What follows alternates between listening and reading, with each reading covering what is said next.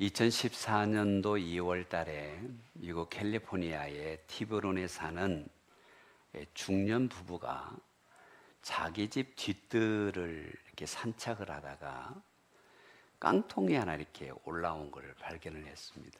신기해서 이 깡통을 열어봤는데 그 안에 엄청난 보물이 있었습니다. 금화가 5개의 깡통에서 1,400개가 발견이 됐다고 집 뒤뜰에 보물을 발견한 부부 해가지고 ABC 방송이 이 사건을 보도한 적이 있습니다. 전문가에게 이 금화의 그 감정을 맡겼더니 1800년대에 제작된 금화로서 가격이 적게 작아도 $10,000, 우리나라 돈으로 140억에 이르는 엄청난 보물이었습니다. 보물 이야기에 눈이들 커지시는군요. 근데 금화의 발견은 이 부부에게 우연한 기회였지만 누군가는 100년 전에 의도를 갖고 그 금화를 땅에 감추었을 것입니다. 우리가 인생을 살다 보면 우연한 것처럼 많은 일들이 발생을 하지만 그 우연에는 반드시 원인이 있고 이유가 있습니다. 필연이라는 것입니다. 우리가 인생을 살다 보면 이런 얘기를 합니다. 때로는 좋은 우연도 있고 나쁜 우연도 있는데 세상 사람들은 좋은 우연을 만나면 야, 운수 대통이다, 대박이다, 운이 좋다 이야기를 하고 좀 안 좋은 일을 만나면 액땜했다 이런 생각들을 갖습니다. 그러나 우리의 신앙인들의 고백은 우연을 가장한 하나님의 섭리가 있다고 믿습니다. 그렇게 고백하시지요? 신앙생활은 우연한 사건 가운데에도 하나님의 간섭하심과 섭리가 있다라는 거예요. 제가 좀 후일담이 궁금해서 그 기사를 찾아봤더니 이 부부가 발견한 보화의 90%를 이웃에게 기증했다고 그래요. 그들이 그만한 그릇이 있기에 받은 복이 아닌가라는 생각을 해보게 됩니다. 여러분의 인생은 우연이 아니라 필연이며 하나님의 섭리 가운데 있는 줄로 믿으시기를 바랍니다. 전도서 9장을 보면 명철자들이라고 재물을 얻는 것이 아니며 지식인들이라고 은총을 입는 것이 아니니 이는 시기와 기회는 그들 모두에게 임함이니라. 아멘. 시기와 기회는 모든 사람에게 있는데 그 시기와 기회의 주권자는 누구십니까? 하나님이시라고 말씀하는 것입니다. 우리 인생에 일어나는 모든 우연이 영적인 기회로 생각하고 하나님의 섭리로 생각하고 하나님을 바라볼 수 있는 그런 우리가 되기를 소망합니다. R.C. 스프로울이 이런 말을 했습니다. 모든 것을 하나님이 보신다.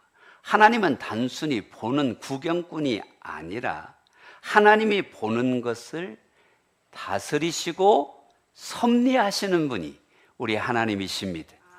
할렐루야. 우리가 하나님의 섭리를 따라 사는 복 있는 자가 되려면 첫째로 요셉을 인도하신 하나님의 섭리에 감사하는 믿음이 필요합니다. 사람들이 복 있는 인생이 되기를 원하지만 보통은 내가 계획하고 내가 준비한 것들이 잘 이루어지면 이것을 복이라고 생각합니다.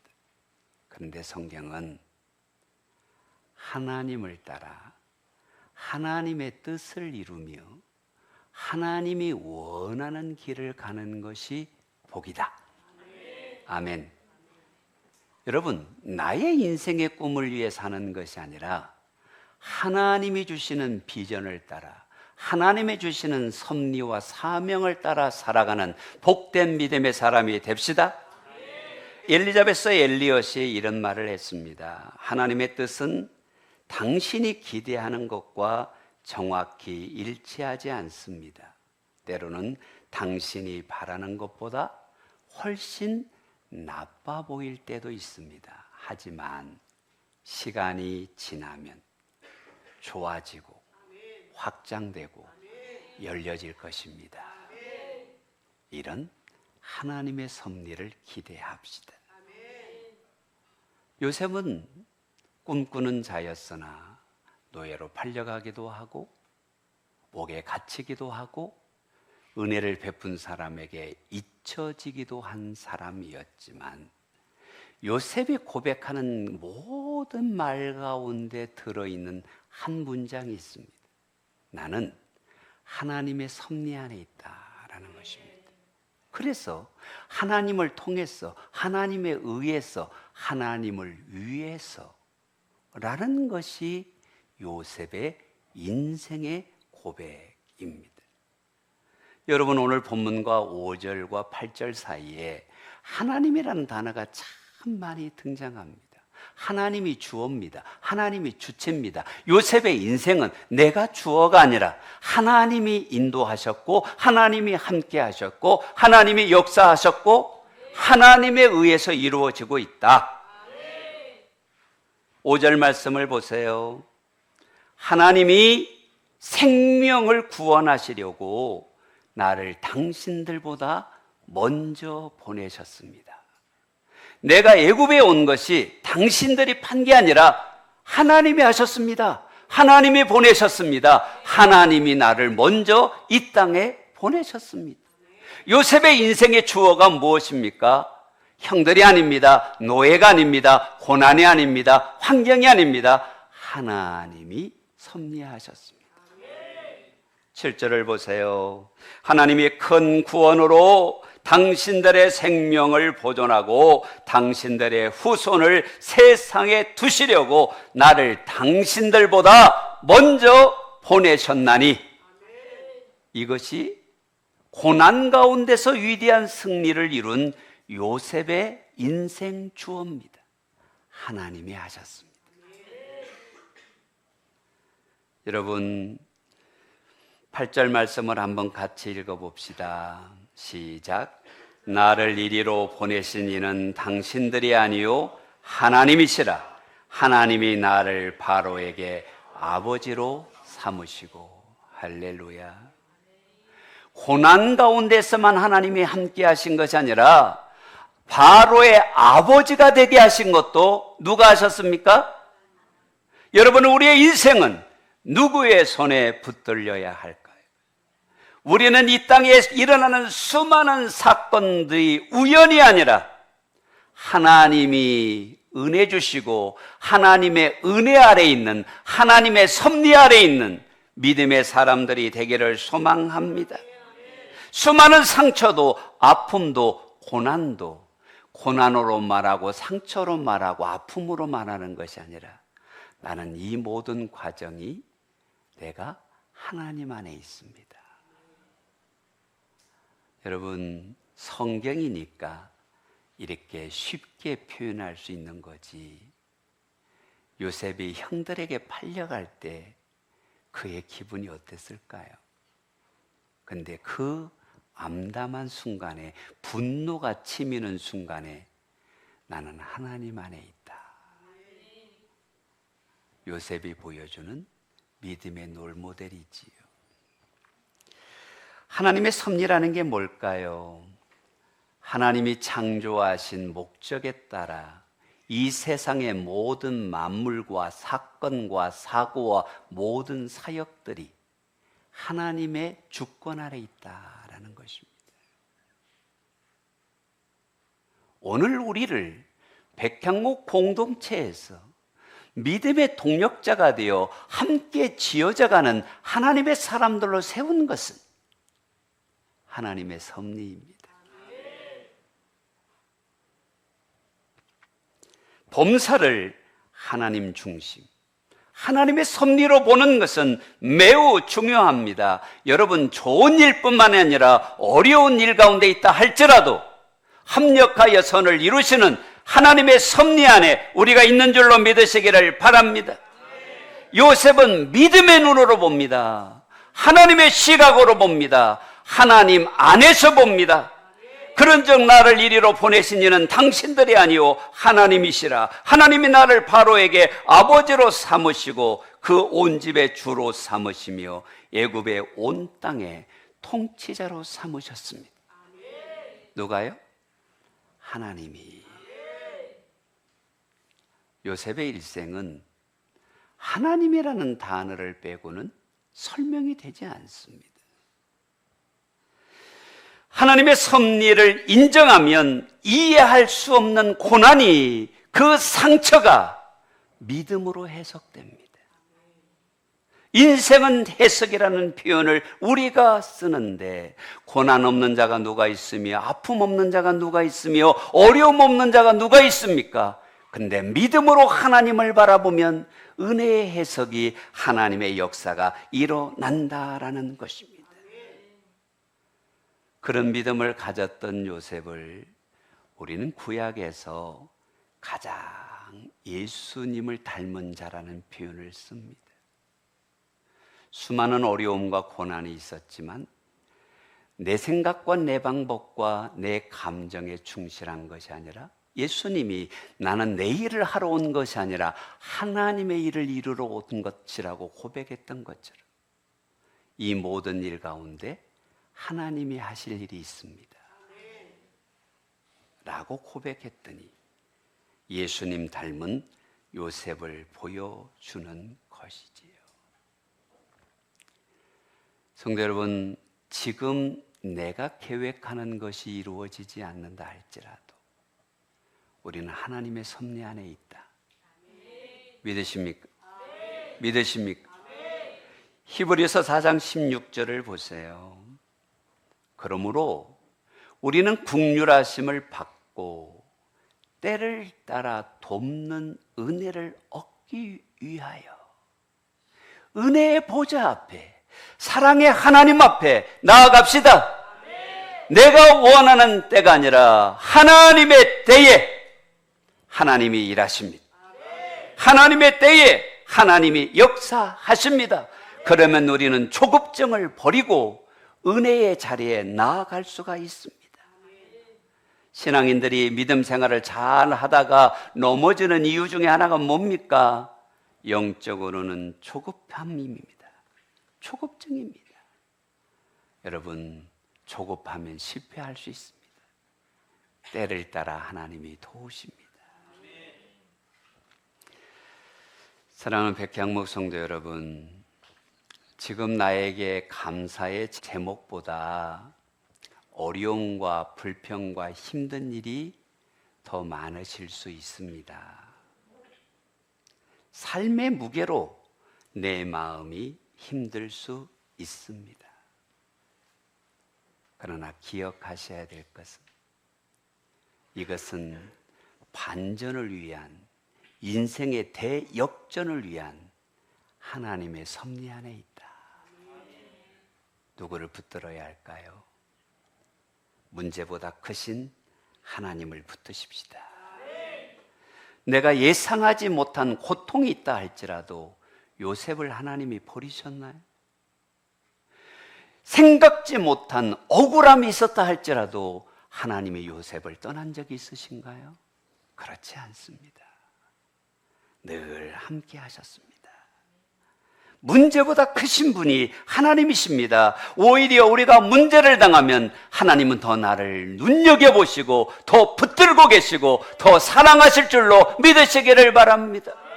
여러분, 우리가 자녀들을 양육할 때 건강하면 좀 자유롭게 놔두지만 어린 자녀가 아프면 밤새 옆에서 간호하는 것이 부모의 마음입니다. 내가 고통당하는 그 순간이 하나님이 떠난 순간이 아니라, 하나님이 멀리 계신 순간이 아니라 오히려 더 사랑하고 계시고 붙들고 계시고 누구보다도 안타까워하고 계시며 나와 함께 계신 분이 임마누엘, 우리 아버지 하나님이십니다. 여러분, 그 어떤 어려움이 하나님보다 크지 않잖아요. 카터 콜론이 이런 말을 했습니다. 상황이 아무리 절망적이어도 하나님의 계획은 여전히 진행 중이다. 여러분, 하늘에 먹구름이 가득 끼어도 태양은 여전히 빛을 발하고 있습니다. 내 인생에 아무리 많은 먹구름이 끼어도 하나님은 여전히 우리와 함께 계시고 사랑하시고 은혜 주시고 좋은 것 주기를 원하는 분이 우리 하나님이신 줄로 믿으시기를 바랍니다.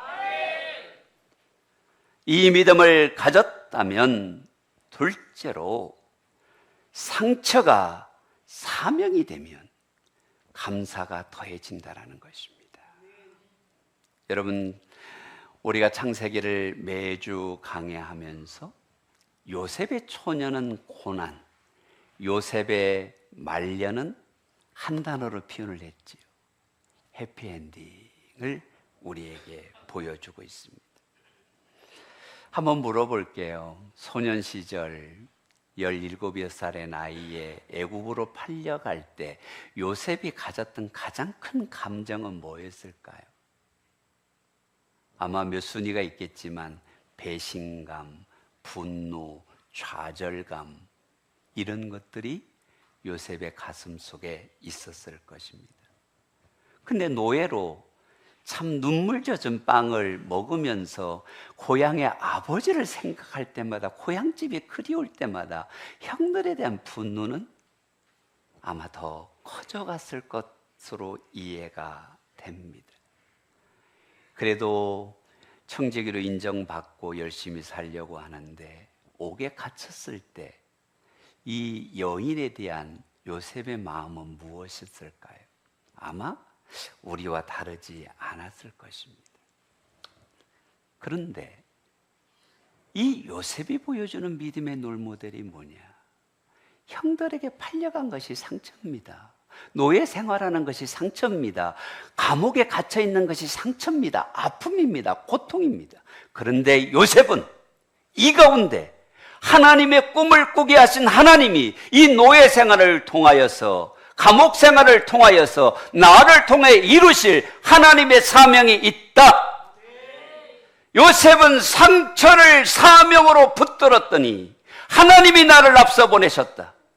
하나님이 우리의 가족을 살리기 위하여, 이민족의 하나님의 영광을 나타내기 위하여 나를 먼저 보내셨다라는 사명으로 하나님만 붙들었더니 그의 인생은 끝이 좋은 자가 됩니다.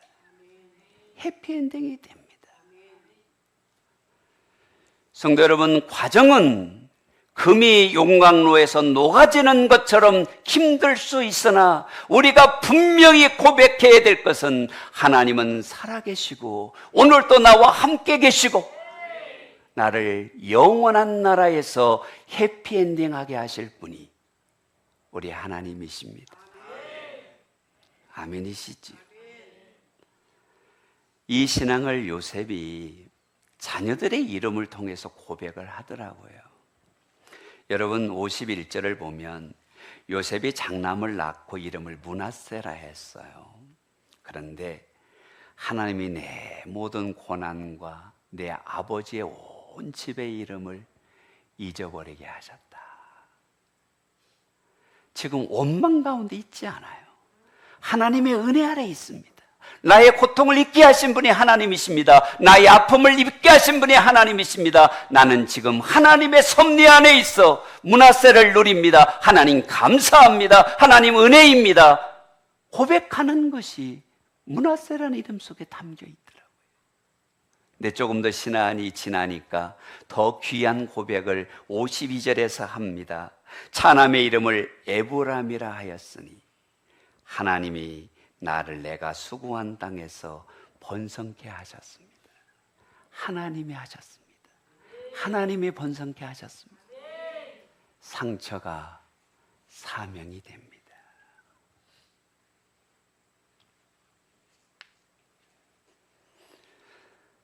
오늘날 많은 사람들이 여전히 상처 속에 살아가는데요. 정태기 목사님이 한 내용 중에 이런 얘기가 있습니다. 사람이 상처를 받으면 하루에 600번 정도 이 상처가 우리의 마음을 건드린답니다. 이걸 인지를 못해서 그렇지 한 600번 정도 자꾸 분노도 일어나고 아픔도 일어나고 고통도 일어나고 그 일을 떠오르게 한다는 거예요. 그러면 그게 떠오르면 어떤 문제와 어려움을 준 사람, 사건 때문이라고 원망하게 되고 뭐가 쌓여가냐면 불만과 악이 쌓여간다는 겁니다. 그렇게 되면 오는 현상이 있는데 관계가 무너진다는 거예요. 예를 들어서 그런 분이 없지만 아버지와 아들과의 관계에서 상처가 쌓여 분노가 생겨 부자 간의 관계가 파괴된다는 것이죠. 그렇게 되면 자신도 병들고 내 옆에 있는 사람들의 마음도 병들게 된다는 거예요. 또 이 상처가 문제가 뭐냐면 오해가 점점점 커진다는 것입니다. 그러면 자신만 죽는 게 아니라 그 오해 가운데 있는 모든 공동체가 무너지게 된다는 것이죠. 근데 이 상처가 관계가 깨지고 오해가 더해지면서 사람의 마음속에 응어리가 남는답니다. 근데 이 응어리가 강화되면 꽃봉오리를 맺는데요. 꽃봉오리가 맺어지면 여러분 가슴 속에 덩어리로 뭉쳐진다는 겁니다. 여러분, 상처의 덩어리가 있으면 우리의 가슴은 은혜가 역사하지를 못해요. 건강한 관계가 역사하지를 못해요. 내가 살고 나의 가까운 사람이 살기 위해서도 상처의 응어리를 녹여버리시기를 바랍니다. 우리의 마음이 정원 같아서 내버려두면 잡초가 자라지만 가꾸면 우리 하늘 정원처럼 정말 아름다운 은혜의 정원이 됩니다. 요셉은 그에게 수많은 응어리가 있었습니다. 형들에게 버림받은 응어리, 여인에게 모함당한 응어리, 사람에게 잊혀진 응어리. 근데 이 상처를 응어리로 둔 것이 아니라 하나님 앞에 지금 하나님이 나를 쓰시려고 하나님의 뜻을 이루려고 하나님의 사명을 이루려고 연단 중이시다. 하나님이 인도하실 것이다. 사명으로 받아들였다 이 말입니다. 여러분, 요셉은 상처를 묵상한 게 아니라 자신에게 준 하나님의 사명을 묵상했어요. 자신에게 준 꿈을 묵상했습니다. 여러분, 우리가 인생을 살다 보면 자신에게 주어진 상처 때문에 우리가 고통당할 때가 있는데 나에게 꿈을 주신 하나님, 하나님의 꿈을 묵상합니다. 하나님의 사명을 묵상합니다. 하나님의 은혜를 묵상합니다. 더 이상 요셉에게 영향을 미치지 못하고 나는 다 잊었습니다. 므낫세. 하나님이 번성케 하셨습니다. 에브라임. 하나님이 나를 먼저 보내셨습니다. 당신들을 살리려고 나의 상처를 통해 하나님의 뜻을 이루게 하려고 나를 사명자로 보내셨습니다. 요셉은 하나님으로 그의 마음을 채웠다라는 것입니다. 하나님의 꿈, 하나님의 사명. 우리가 구약 성경을 보면 다윗이 정말 위대한 믿음의 사람, 찬양의 사람, 시의 사람인데요. 사울이 그가 머물고 있는 굴에 들어왔을 때 주변에서 들려오는 소리는 하나님의 기회를 준 겁니다. 지금 사울을 죽일 수 있습니다. 지금 당신이 이 고난에서 벗어날 수 있습니다. 사울을 죽입시다라는 부하들의 그 강렬한 요청에 다윗이 사람의 말을 묵상한 게 아닙니다. 하나님이 기름 부어 세운 자를 우리가 해할 수 없다. 하나님을 묵상했습니다. 여러분, 상처 없는 사람이 누가 있습니까? 어려움 없는 분이 어디 있습니까? 우리는 다 아픔을 안고 사는 자가 맞습니다. 이것을 인정해야 합니다.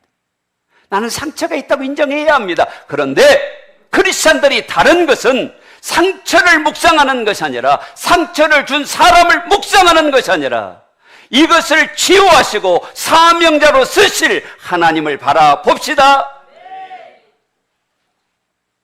그때 다윗이 하나님은 나의 반석이라고, 나의 요새시라고, 산성이시라고 고백하게 되는 것이죠. 바라봄의 법칙이 있습니다. 상처를 바라보면 원수가 틈을 탑니다. 그러나 하나님을 바라보면 어느 순간인가 우리 안에 성령님이 역사하셔서 우리는 예수 향기가 드러나기를 시작하는 것이지. 현실에서 나의 삶을 해석하지 말고, 사건에서 내 인생을 해석하지 말고 믿음으로, 말씀으로 하나님 안에서 바라봅시다. 그리고 믿음으로 해석합시다. 그리하면 하나님이 역사하십니다. 상처를 묵상해서 응어리를 만들지 말고 은혜와 믿음과 하나님을 묵상해서 사명으로 변화되시기를 바랍니다. 우리는 하나님 안에 있습니다. 요셉의 인생을 보면 미디안 상인들에 의해서 요셉은 노예로 끌려가잖아요. 그런데 하나님을 묵상한 요셉을 금수레에 태워 하나님께 영광이 되게 하잖아요. 만약 노예로 끌려갔던 요셉이 그 상처를 계속 묵상했다면 금수레에 태워지는 요셉이 있었겠습니까? 하나님을 바라보았더니 믿음으로 사명의 길에 섰더니 하나님께 영광이 되는 감사가 더해지는 하나님의 사람이 되잖아요. 그는 억울하게 죄인의 모습으로 죄수의 옷을 입고 옥중에서 수년의 생활을 합니다. 죄수의 옷을 입었습니다. 그런데 하나님을 묵상하고 사명으로 상처를 바꾸었더니 하나님이 그를 영광의 세마포로 바꿔주시잖아요. 아멘 아닙니까? 요셉이 계속 상처를 묵상했다면 영광의 세마포가 있었겠습니까? 이건 저의 해석입니다만은 우리나라 중죄인들은, 대역죄인들은 감옥에 가 목에 이렇게 칼을 씌우잖아요. 요셉은 보이지 않는 공포와 두려움과 배신과 낙심의 칼에 있었지만 그것을 묵상한 것이 아니라 사명자의 믿음을 가졌더니 그 목에 영광의 금사슬이 씌워지잖아요. 무엇을 바라보실래요? 무엇을 묵상하실래요? 어디에 내 인생의 초점을 두실래요? 상처가 아닙니다. 아픔이 아닙니다. 하나님이어야 할 줄로 믿습니다. 하나님이 그를 전국 총리로 세워서 하나님께 영광이 되게 하고 바로의 아버지처럼 존경받는 삶으로 살게 하신 그 믿음의 비결이 무엇이냐? 상처가 사명이 되었습니다. 살다 보면 참 억울한 일 많지요. 서로 교감이 안 될 때도 많이 있습니다. 실망하지 마십시오. 하나님이 높여주실 것입니다. 요셉처럼.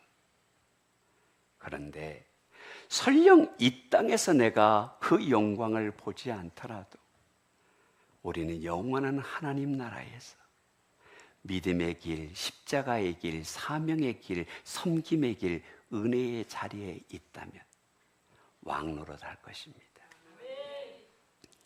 디모데후서 2장을 한번 같이 읽어봅시다. 시작. 밑보다 이 말이여, 우리가 주와 함께 죽었으면 또와 함께 살 것이요 참으면 또한 함께 왕노릇 할 것이요. 참으면 하나님 나라에서 왕노릇 할 것입니다. 눈에 보이는 세상이 아니라 십자가가 있어야 하나님 우편에 영광의 보좌가 있으니 기독교는 오늘이 아니라 끝이 좋은 믿음의 종교이니 영원한 하나님 나라 왕노릇할 그날을 바라보며 상처가 사명이 되게 하고 고난에 감사하고 연약함 가운데 믿음으로 주를 바라보면 요셉처럼 쓰임받는 자가 될 줄로 믿습니다. 상처가 사명이 되게 합시다.